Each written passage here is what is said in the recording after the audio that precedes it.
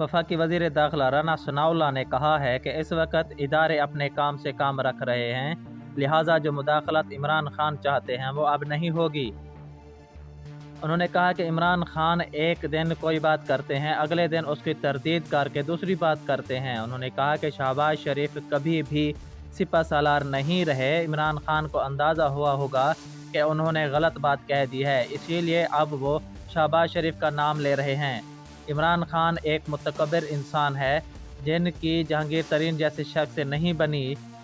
राना सनाउल्लाह ने कहा कि इमरान खान जितने मर्जी जलसे कर लें, जलूसों से हुकूमत पर कोई दबाव नहीं आता।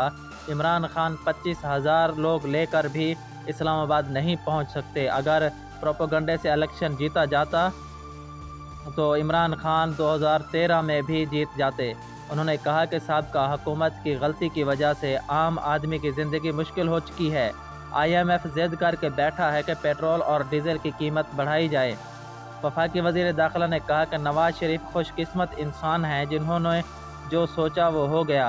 अब अपने लीडर के पास जाना हम सब के लिए एक एजाज़ की बात है। नवाज शरीफ सेहत के मामलात ठीक होते ही वतन वापस आ जाएंगे। पंजाब में नून लीग की हुकूमत बन चुकी है, ताहम अभी काबीना की तश्कील होना बाकी है।